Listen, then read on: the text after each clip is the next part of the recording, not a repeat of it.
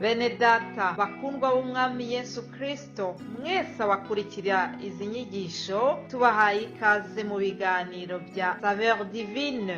Ibi biganiro mu bitegurirwa n'abavugabutumwa bwiza batandukanye, akaba ari umuhamagaro ugendera ku ijambo ry'Imana byanditse mu gitabo cy'ubutumwa bwiza uko bwanditswe na Matayo ibice 24 umurongo wa 14. Kandi ubutumwa bwiza bw'ubwami buzigishwa mu isi yose ngo bube ubuhamya bwo guhamiriza amahanga yose, nibwo imperuka izahera ko ize. Ibi biganiro mubikurikira ku channel ya YouTube yitwa Saveur Divine. Tubifurije kugubwa neza. Imana Data ari nayo so ibaha umugisha.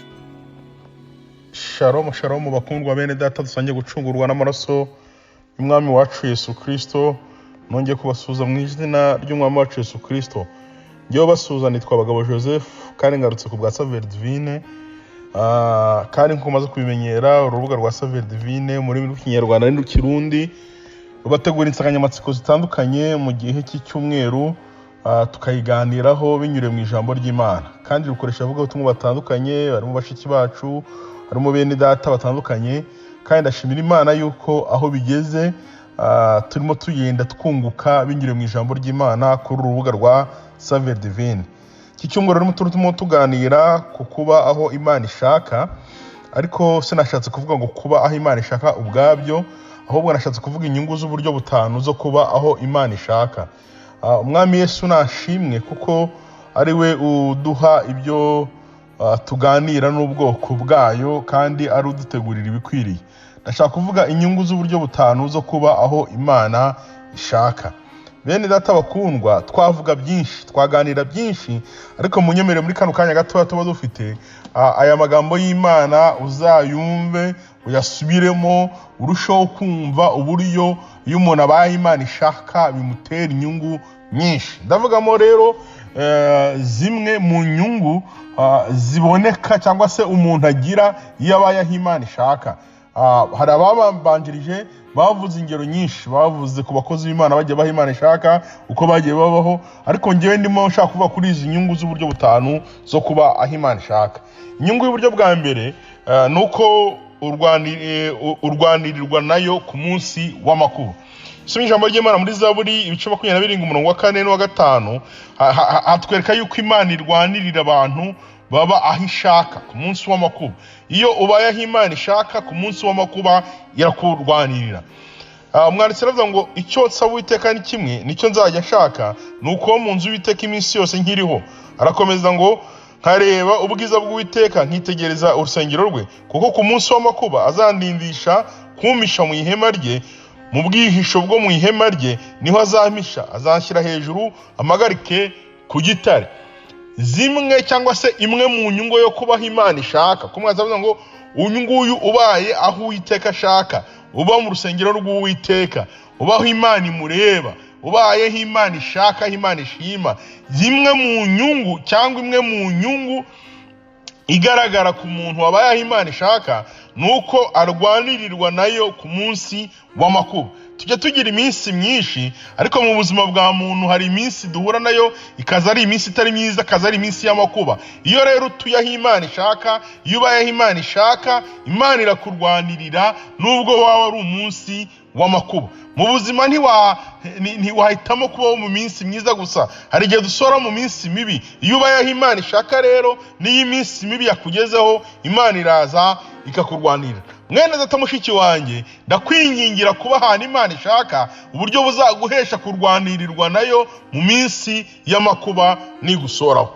Icya kabiri nabonye nk'inyungu yo kuba aho Imana ishaka, nuko wimurwa mu ntera, cyangwa se uzamurwa mu ntera, cyangwa se ushyirwa hejuru. Twasomye umurongo wa 5 n'ubundi muri cya gice 27, kuko umunsi w'amakuba azandindisha mu bwihisho bwo mu ihema rye niho azampisha, azashyira hejuru amagarike ku gitare. Inyungu ya kabiri nuko Imana igenda igushyira hejuru iyo ubaye aho ishaka. iyo ubaye aho ishima ntabwo uguma ku ntera imwe, ahubwo ugenda uzamuka mu buzima bwawe, ugenda uzamuka mu byo ukora, ugenda uzamuka mu byo ubamo. Niba ushaka kugenda uzamuka, niba ushaka kugenda uzamuka mu ntera, mu byo ubamo, mu byo ukora, aho uri hariho hose, turaho Imana ishaka. Iyo ubaye mu by'Imana ishaka, ukaba mu by'Imana ikoherejemo, iby'Imana igushyizemo, ukabaho Imana ishaka kuba, ugenda uzamuka mu ntera mu buzima bwawe. Iyo ni inyungu y'uburyo bwa kabiri.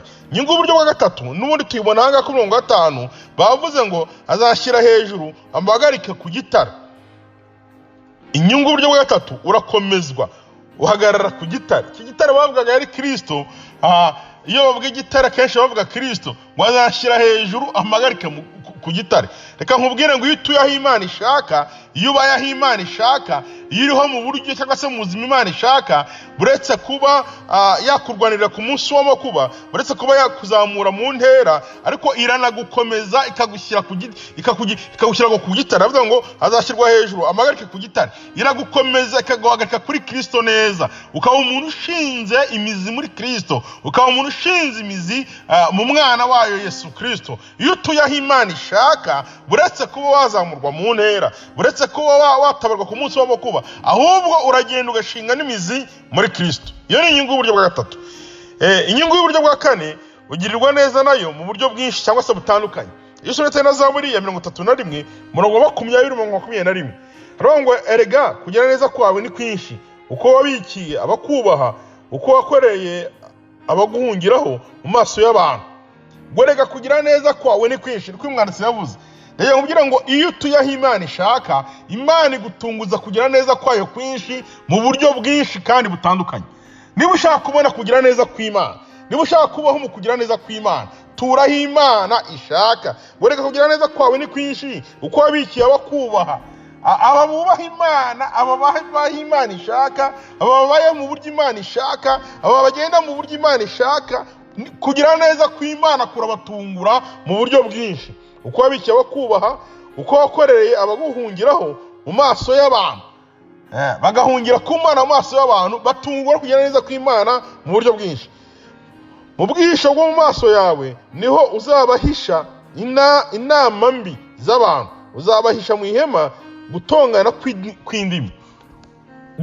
Imana izagenda iguhisha, izagenda igutunguza kugira neza kwayo kwinshi, igutunguza kugira neza kwayo kwinshi mu buryo bwinshi kandi butandukanye, igihe cyose wabaye mu bwihisho bwayo, igihe cyose wabaye aho Imana ishaka, igihe cyose wabaye mu kuyubaha no gutunganira Imana. Reka nkubwire ngo inyungu y'uburyo bwa kane yo kubaho Imana ishaka ni uko ugenda ugirirwa neza nayo mu buryo bwinshi kandi butandukanye.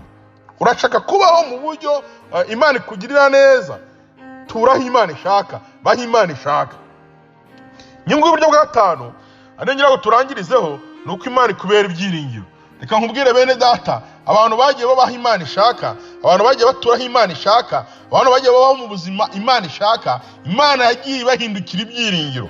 Yesonye Zaburi ya 91 murongo wa 1 n'uwa 2 aravuga ngo bo mu rwisho rw'isumba byose azamu icyushi cyishobora byose, ndabwira Uwiteka nti uri ubuhungiro bwanjye, ni igihome kinkingira, Imana yanjye niringira.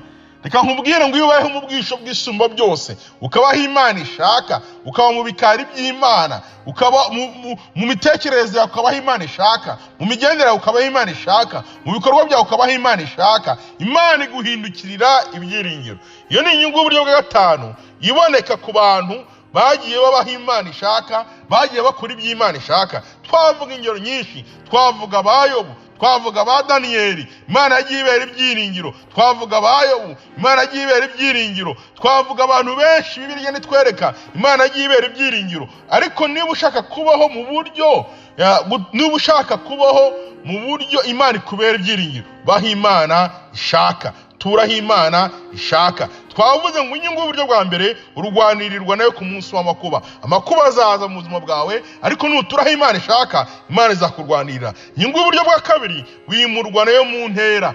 ushobora kubaho uri mu buzima ubona uhagaze ahantu hamwe. Niba ushaka kubaho mu buzima buzamuka mu buryo wimurwa mu ntera, turaho Imana ishaka. Inyungu y'uburyo bwa gatatu, Imana iragukomeza igushinga muri Kristo neza iyo utuye aho Imana ishaka. Inyungu y'uburyo bwa kane, ugirirwa neza nayo mu buryo bwinshi kandi butandukanye. Niba ushaka kubaho mu buryo Imana ikugirira neza mu buzima bwawe kandi mu buryo butandukanye, turaho Imana ishaka. Inyungu y'uburyo bwa gatanu, ikubera ibyiringiro. Imana ni ibyiringiro by'abantu babayeho, by'abantu bakora, by'abantu batuye, by'abantu bari mu buryo Imana ishaka. Yiga kubaho mu buryo Imana ishaka, yiga guturaho Imana ishaka. Imana yacu izakubera ibyiringiro. Nibyo ngusabiye kandi nizeye mu izina rya Yesu Kristo wa Nazareti. Amen.